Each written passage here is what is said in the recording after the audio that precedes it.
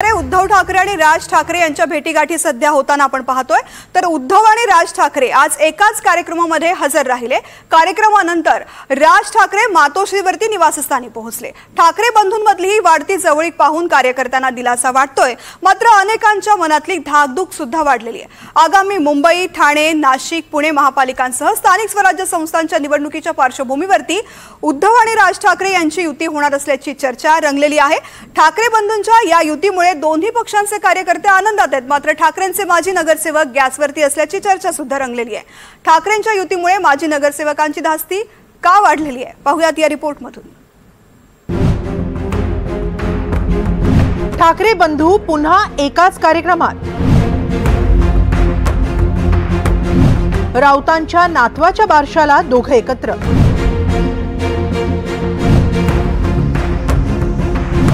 ठाकरेंच्या युतीमुळे कार्यकर्त्यांमध्ये आनंद, पण माजी नगरसेवकांची चिंता वाढली।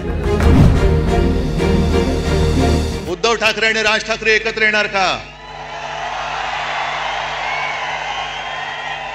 अरे मग 5 जुलैला काय केलं होतं आम्ही?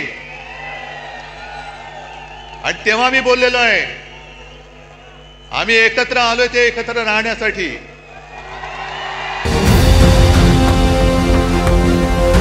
ठाकरे बंधू एकत्र आले की युतीच्या चर्चांना नव्यानं बळ येतं। आज संजय राऊत यांच्या नातवाच्या बारशाच्या निमित्तानं ठाकरे बंधू पुन्हा एकत्र आले। आदित्य ठाकरे आणि रश्मी ठाकरे यांनीही या सोहळ्याला हजेरी लावली। कार्यक्रम आटोपल्यानंतर राज ठाकरे मातोश्री निवासस्थानीही पोहोचले। त्यामुळे 20 वर्षांपासून दुरावलेल्या ठाकरेंचा कौटुंबिक जिव्हाळा पुन्हा वाढताना दिसतोय आणि शिवसेना मनसे युतीच्या दृष्टीनं ही सकारात्मक बाब मानली जाते।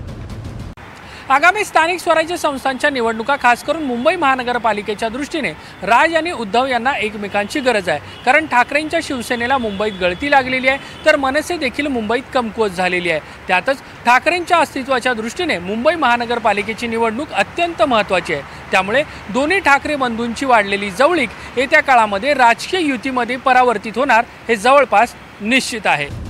मुंबईवर झेंडा फडकवण्यासाठी उद्धव आणि राज ठाकरेंनी एकत्र यावं ही झाली कार्यकर्त्यांची इच्छा, मात्र दोन्ही पक्षातील पदाधिकारी आणि माजी नगरसेवकांची तशी इच्छा नाही। ठाकरे बंधू एकत्र आल्यास इच्छुक उमेदवारांच्या स्वप्नांचा चुराडा होण्याची भीती आहे। शिवसेना आणि मनसे या दोन्ही पक्षांचे बालेकिल्ले एकाच परिसरात। मुंबईतील मराठी बहुल भाग हा दोन्ही पक्षांचं बलस्थान, त्यामुळे युती झालीच तर जागा वाटपाचा वाद अटळ आहे। मध्य मुंबईच्या बहुतांश भागात मराठी लोकवस्ती असून यात भायखळा, लालबाग, काळा चौकी, शिवडी, वडाळा, दादर शिवाजी पार्क, वरळी, लोअर परळ, माहीम, माटुंगा, सायन हे विभाग येतात। या विभागात 42 प्रभाग असून या 2017 मध्ये झालेल्या महापालिका निवडणुकीत शिवसेना ठाकरे गटाचे 24 नगरसेवक तर मनसेचे अवघे 3 नगरसेवक निवडून आले होते। त्यामुळे ठाकरे गटाच्या निवडून आलेल्या 24 नगरसेवकांच्या प्रभागांपैकी किमान 10 प्रभागांवर मनसे दावा करू शकते। हे प्रभाग मनसेला सोडल्यास 2017 मध्ये निवडून आलेल्या 10 माजी नगरसेवकांना घरी बसल्याशिवाय पर्याय राहणार नाही।